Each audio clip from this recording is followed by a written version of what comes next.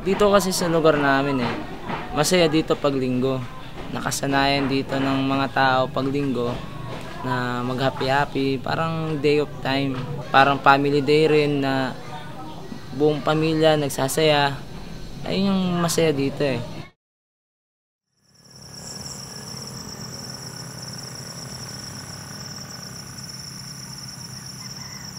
Nung lumupa na yung ulan, hindi namin isip akalain na ganito na yung nasa paligid namin, yung bahay namin.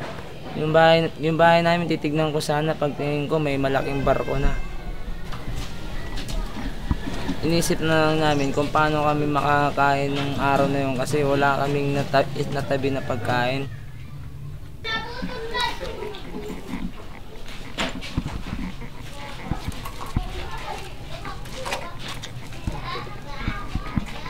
Sa ilalim yan kaya may motor. Inokay ng mga kaibigan ko. Tinigil nila kasi may katabing bangkay. Gloves ko.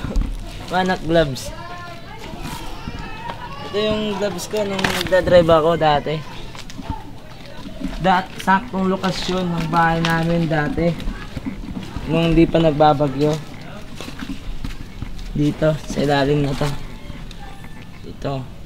Itong lugar na to. Yung takot na parang, alam mo yung parang nangihina ka dahil yung paligid sobrang sira na lahat. Kasi hindi mo alam kung paano magsisimula. Nung mga panahon na yun, mga 1 week after, may kumakalat na balita na may mga NPA daw na nagsibabaan, tapos mga badyaw na nanloloob sa mga bahay, nangunguha ng pagkain. Doon ako nakagdesisyon na pumuntang Maynila kasi natakot din ako sa pwedeng mangyari.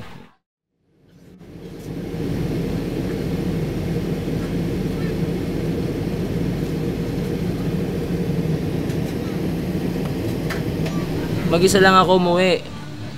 Yung pamilya ko nasa Manila lang. Ako lang mag-isa sumakay sa bus. Araw-araw ako naglalakad ako ng mahigit 2 kilometro. Araw-araw.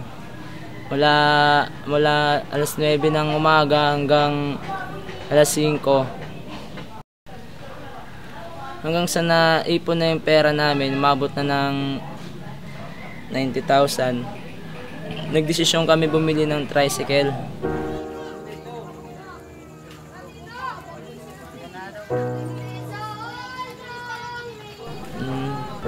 Ngayon, ayun yung gamit ko, yung tricycle. Yun ang nakakatulong sa amin sa araw-araw nga pangkain. Doon namin kinukuha. Para sa akin, hindi na kami dapat magantay ng tulong galing sa ibang tao. Kasi yung tulong na yan hindi namin alam kung hanggang kailan lang yun. Kung hanggang kailan magbibigay o hanggang kailan sila magtutulong sa amin.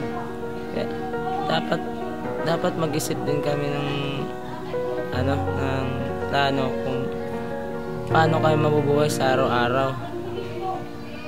Yung pag makaisip ka ng plano kung paano ka mabuhay, paano ka makahanap ng mga kain, pwede pa yan panghabang buhay.